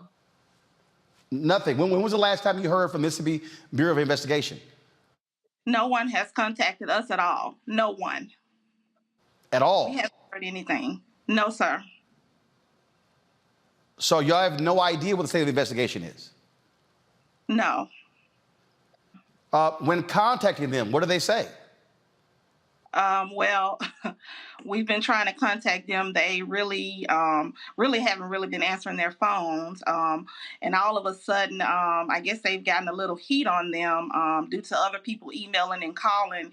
And now they've said that they've released a redacted report because I haven't even been notified by anyone. And the report doesn't state anything but something about a traffic violation. Do y'all know if the officer is still on leave, if he's back on the streets? From what I hear, he's back working. Well, they're back working. It was more than one officer involved. And from what I hear, they put them on administrative pay, leave with pay, and now they're back on the streets working. Wow. I mean, the fact that 4 months have gone by and nothing. No. I'm trying to figure out what takes so long that you can't do an investigation in 4 months. We don't know. Your attorneys, what are they communicating with them? So there's just nothing to your attorneys or to you? Well, last time you had us on the show, I had another attorney, but since then I've hired Mr. Lee Merritt, and we don't know what's going on right now. We're just waiting. From what we were told, legally they can hold the police report for up to 6 months. So that means that we would not be able to see the police report for another 2 months? Correct.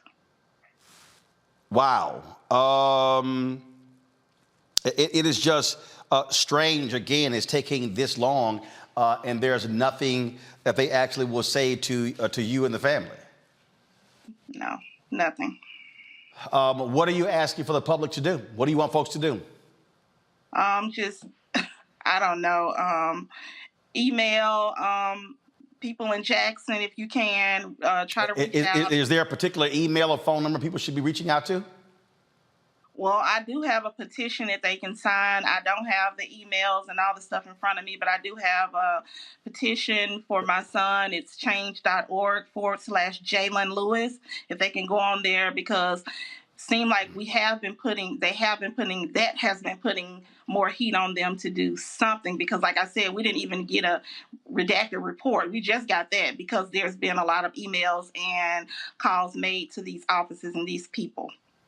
If y'all could get us an email and a phone number, we certainly have no problem sharing that because they need to hear from the public. It does not, I mean, look, we've covered numerous stories. It does not take 4 months to do an investigation, and then for them not to communicate anything to you and your family just simply makes no sense whatsoever. Right. So definitely let us know about that. We appreciate you giving us an update on this case. Hopefully the next time we talk, there's actually some type of information where this thing is moving forward. Okay. Thank you. Okay, we appreciate it. Thanks a lot. Back to my panel, Julian, Omakongo, and Renita. Talk about being dismissive of this family, but we are, Omakongo, talking about Mississippi. Yes, indeed. We're talking about Mississippi, and I don't know who her legal team was before the case. I'm glad that Lee Merida is on it, because now that you brought this to the attention, this is one of the latest causes that we all got to get on board on, because Mississippi continues to just get over. You know, they continue to kind of sail under the radar, even with the water crisis, like different things. They get like a little attention here and there, and then people just go back to expecting Mississippi to just be Mississippi. And we can't allow that to happen anymore, not in 2023. And so when I look at this mother's pain and those pictures of this young man, the way he's embracing his family, and they have to go I mean, it's just hard to look at, man. They have to go 4 months without answers. And it takes me back to Tyree Nichols, because you were traveling, Roland, but, Monique was hosting. We had the family on 2 weeks ago on a Monday night talking about, Tyree and how beautiful he was and what he meant to them. And to be here 2 weeks later and have another family doing that, but they haven't gotten answers in 4 months. And we know that without pressure from us, Mississippi is going to hold out to this to 6 months and a day, and then probably put out more redacted nonsense. Time is up. We got to make sure that doesn't happen, Roland. Mississippi, your days of getting over on this type of stuff, they're just done. So you might as well come forward now, because we're coming for you, and we're coming for you hard. Rita? They deserve this. Rita?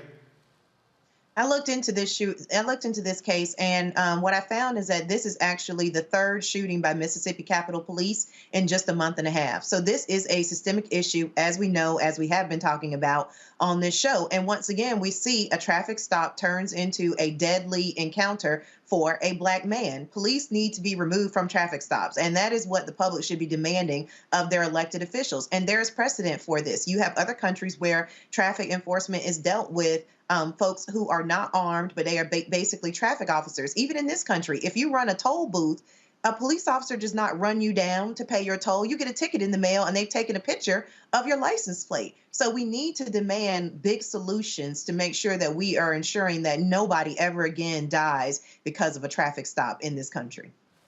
Julian? I agree with Renita completely. There should not be traffic stops. It's harrowing to think about the fact, first of all, they have police discretion. So they can say you were speeding, you weren't speeding. They just decided they didn't have anything else to do but harass a Black man. So you got their discretion in terms of stopping people. And then how it goes south is that you've got these arrogant, ignorant, undereducated, IQ deficient white men who are basically getting their stripes off. Oh, yeah, I'm going to mess with this Black man today. Some brothers aren't having it, and next thing you know, they're dead. Or they ask a question like Tyree did. I didn't do anything. What did I do? And they are angry that he had the temerity to ask a question about why he was being stopped. So stop the traffic stops. And, in D.C., they have cameras. They will just send you, as Renita said, but even if you're 2 miles over, and you might get a ticket in the mail for $65. But they're not stopping you. You just have to pay the ticket. So it's beyond cultural. I'm almost speechless, which I rarely am, when I think about this young man looking at his beautiful child, looking at his mom and his sisters, and just basically saying his life is cut down behind nonsense. But Omakongo, just go back and listen to Nina Simone, Mississippi, goddamn. I try not to curse on the air. That wasn't cursing. That was describing something. But her song about Mississippi really does speak to the ingrained caucasity of that state, where literally they do believe that Black life does not matter. And that's why the Black Lives Matter movement is so darn important. Absolutely. That's what's also just driving them crazy, and pressure needs to be applied. Folks, have y'all sent me the number? Okay, let me see if I can go ahead and let y'all know what that is. Give me 1 second. Give me 1 second here.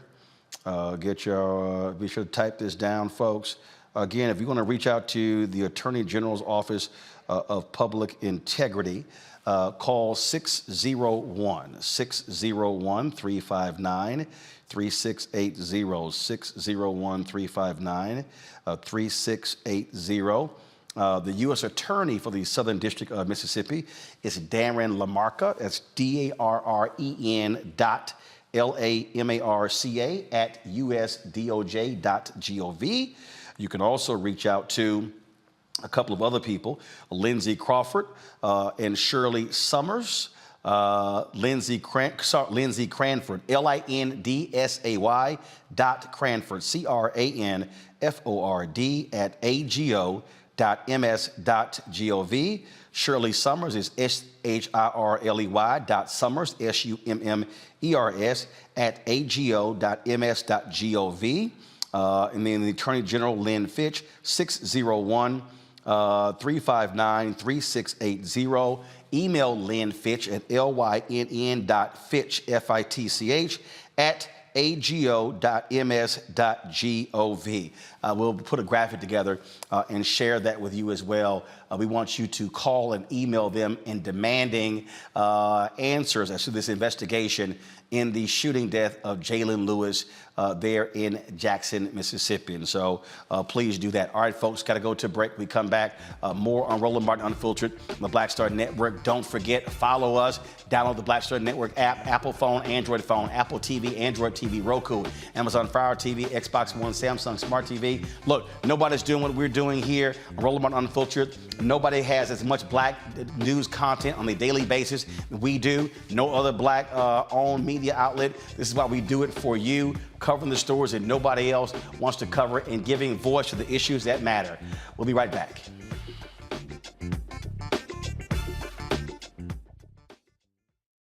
Hatred on the streets, a horrific scene, a white nationalist rally that descended into deadly violence. White people are losing their damn minds. As an angry pro-Trump mob storms the U.S. Capitol, we've seen shots. We're about to see the rise of what I call white minority resistance. We have seen white folks in this country who simply cannot tolerate black folks voting. I think what we're seeing is the inevitable result of violent denial. This is part of American history. Every time that people of color have made progress, whether real or symbolic, there has been what Carol Anderson at Emory University calls white rage as a backlash. This is the rise of the Proud Boys and the Boogaloo Boys. America, there's going to be more of this. Here's all the Proud Boys, guys. This country is getting increasingly racist in its behaviors and its attitudes because of the fear of white people. The fear that they're taking our jobs, they're taking our resources, they're taking our women. This is white fear.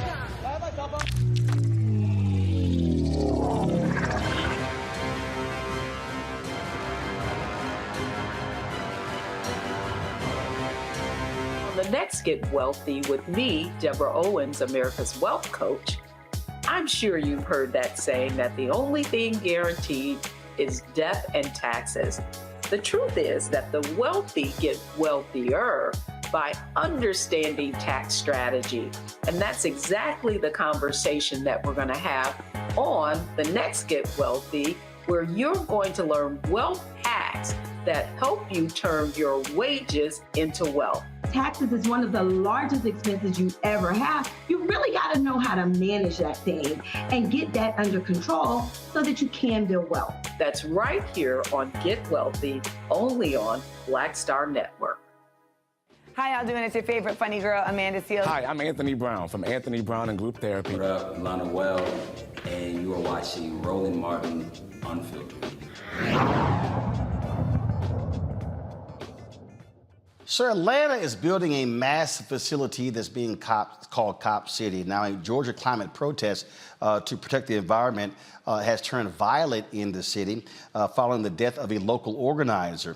Atlanta-based Stop Cop City movement has been protesting the development, again, called Cop City. It is a public safety training center. The $90 million training facility was publicly announced in 2021 and would serve as a training center for Atlanta police and firefighters. The Mock City proposed site is the Weelani Forest. The forest serves as a green space and helps protect against environmental hazards.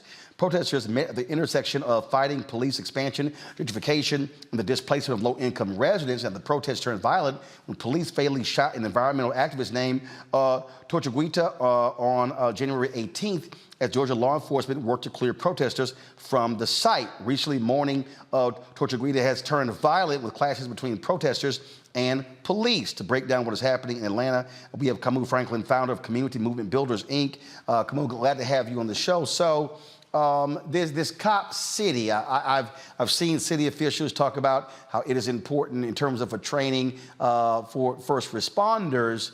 You know, what are you hearing from Black residents and others about this site that's actually chosen? Are folks against the site, or are they against Cop City regardless of where it's being placed? It's both, actually. It's folks who are against Cop City no matter where it's going to be placed, because the idea of Cop City came after the 2020 uprisings across the country and internationally.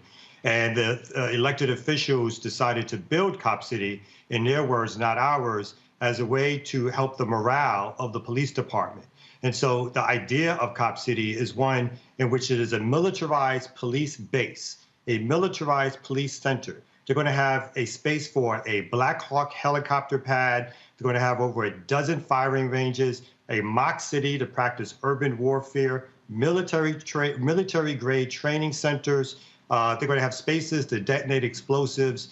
And not only is Cop City something that is going to train, so-called train Atlanta police officers, Georgia police officers, we just found out that 43% of the police officers that will be trained will be out of state. And then lastly, on the issue of Cop City itself, Cop City is Georgia police work in connection or with Israeli police in terms of giving training to Georgia police here in the United States. And so the tactics that are used against Palestinians are going to be exported here to the United States, and the tactics used against Black people by the police are going to be exported to Palestine. And so on the environmental issue that you brought up, this forest that's right adjacent to a community that is 70% Black, a working class community, was designated to that community to be a place where they're going to have trails, playgrounds, a creek for folks to go in the water, basically an area where it's going to be, was supposed to be given over to that community for their use and enjoyment. After the decision was made by the Atlanta Police Department, the mayor of Atlanta at the time, Keisha Lance Bottoms, now Mayor Dickens, and the Atlanta Police Foundation, they decided to wipe those plans off the map and instead to build this 380-acre complex where immediately they're going to destroy over 90 acres to build this massive militarized police training center. Wow. So the protests are continuing? The protests are continuing. And, you know, we like to point out to folks that the protests started, as you mentioned, in 2021, when the idea of Cop City was released to the public. And those protests were met with violence right away from the police. So when the protests were in the street, at City Hall, on sidewalks, which you would consider everyday protests, we had protesters arrested, over 17 or 18 protesters who were arrested with resisting arrest, disorderly conduct. So the violence by the police against protesters started really at the very beginning of protests against this facility. And then they started to step up their tactics to the point where even before this young person was killed, Tortuguita, in December, the police went into the forest and did a raid, removing protesters who were practicing civil disobedience by being in the forest. I just want to note that these folks were not engaged in any other activity at the time of their arrest except being in the forest and staying in tree huts. These folks were pulled out of the tree huts. They were arrested and charged with domestic terrorism. These folks were charged with domestic terrorism. And then later in January, again, another raid by the police. Again, and this time, folks were arrested and charged, again, with domestic terrorism. And this time, they took the life of a protester. So it's the police who have been violent since the very beginning of this struggle. And even during their arrests, they used pepper spray, rubber bullets, and then finally they used live ammunition, which resulted in the death of a protester. They've spun a narrative now in which they're claiming that this protester shot at the police first and then they returned fire. But we don't believe that narrative at all. We think that narrative is false, not only based on the history of police lying about what they've done in terms of their conduct and when they kill black folks, but also because the story just does not add up. People in the neighborhood said they heard a sudden burst of fire, not a one shot and then a sudden return of fire, but a burst of fire. This person was sitting in a tent by themselves, in a plastic tent by themselves. And so what makes no sense whatsoever that 12 or 13, being surrounded by 12 or 13 police officers, that they would just begin opening fire with one shot and then be shot. Lastly, the agencies involved in this included the Atlanta Police Department, the DeKalb County Police Department, the Georgia Bureau of Investigation, by some accounts, even the FBI. None of these agencies are saying they have body camera image of what happened during the shooting. In fact, the Atlanta Police Department is required to wear body cameras and to have them on when they interact with the public. But somehow, in terms of going into forests, people who they're designating as domestic terrorists, they forgot or did not have on their body cameras to record incidents that they would have in terms of interacting with people. So we find that this is a ridiculous story that they're putting out to the public. And we're calling for an independent investigation because we don't trust the state, federal, or local authorities to investigate this matter. 3 minutes for questions. Renita, go. Thanks, Kamau, for coming on. Can you talk to the public a little bit about the cost of this facility and where else this money could be going to in Georgia instead of policing, which we know does not actually reduce crime? Throwing money at policing doesn't reduce crime. We know that statistically. This facility is right now has a price tag of $90 million. $60 million of it was raised through private corporations. The same corporations that during the 2020 uprisings were saying that they support Black Lives Matter, who were putting out all their marketing campaigns saying they supported Black Lives Matter. They're now giving money for this facility. $30 million is coming from the city itself. And again, to be clear, no one asked for this facility. 70% of the residents who called in on the day that the city council voted for this facility said they were opposed to it. 90% of the residents who live around the facility have said they are opposed to it. So Atlanta, a city that's suffering from gentrification, instead of putting money towards affordable housing, instead, Atlanta has decided to pay for this militarized training center to do nothing in our estimation except to harass the Black community and to target movement activities so that there won't be other uprisings against police violence in the Black community. Congo. What is the best way that those of us who do not live there can help this from actually happening? There's several things that we're asking people to do. Like we're asking people to do social media posts, to do town halls and workshops in their areas, invite people who are talking about Cop City. We're asking people to do demonstrations and marches in support. We're asking people to call the DeKalb County Prosecutor's Office to demand that the charges of domestic terrorism gets dropped. We're asking people to call the mayor's office who has supported this.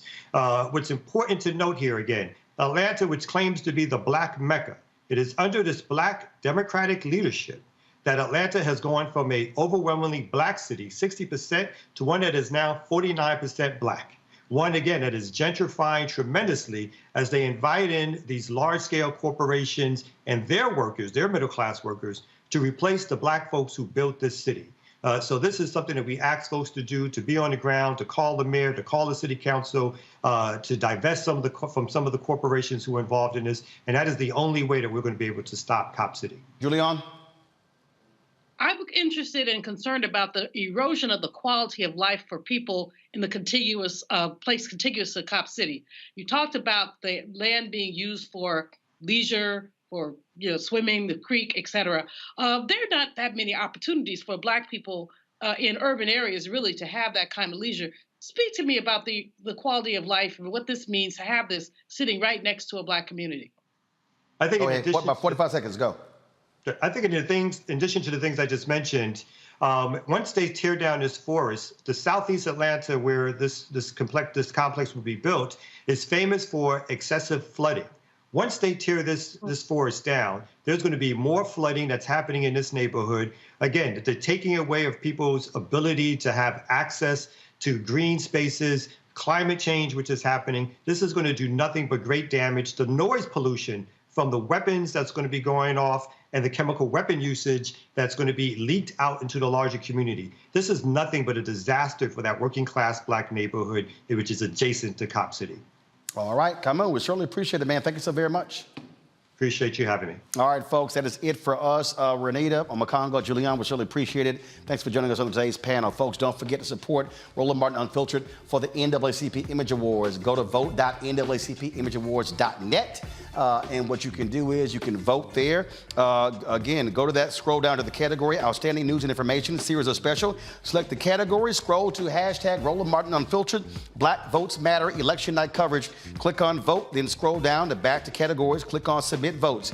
Register your vote with the email of your choice. Only one vote is allowed per email address. You must confirm you are not a robot and click Vote. Voting ends February 10th at 9 p.m. Eastern. Also, support us in what we do. Download the Black Star Network app, Apple phone, Android phone, Apple TV, Android TV, Roku, Amazon Fire TV, Xbox One, Samsung Smart TV.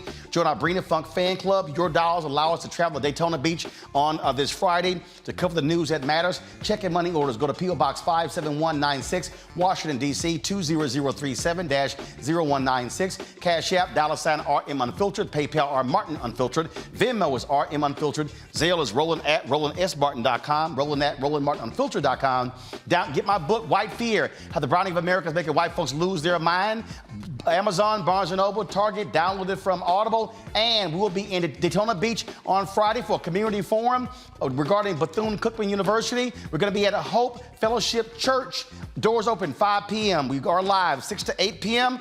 Love to see you there. I'll see you tomorrow from Richmond, Virginia. Hope!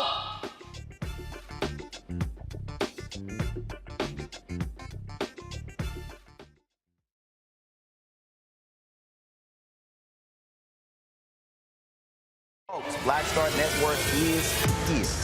Oh, no punches! I'm real revolutionary right now. Support this man, Black Media. He makes sure that our stories are told. Thank you for being the voice of Black America, Roland. Stay Black. I love y'all. All momentum we have now, we have to keep this going. The video looks phenomenal. See, there's a difference between Black Star Network and Black-owned media and something like CNN. You can't be Black-owned media and be scared. It's time to be smart. Bring your eyeballs home. You dig? Pull up a chair. Take your seat. The Black Tape with me, Dr. Greg Carr, here on the Black Star Network. Every week, we'll take a deeper dive into the world we're living in. Join the conversation only on the Black Star Network. Hi, I'm Dr. Jackie Hood Martin, and I have a question for you. Ever feel as if your life is teetering and the weight and pressure of the world is consistently on your shoulders? Well, let me tell you, living a balanced life isn't easy. Join me each Tuesday on Black Star Network for A Balanced Life with Dr. Jackie. We're all impacted by the culture, whether we know it or not. From politics to music and entertainment, it's a huge part of our lives, and we're going to talk about it every day right here on The Culture with me, Faraji Muhammad, only on the Black Star Network. I'm Deborah Owens, America's Wealth Coach, and my new show, Get Wealthy, focuses on the things that your financial advisor and bank isn't telling you, but you absolutely need to know. So watch Get Wealthy on the Black Star Network.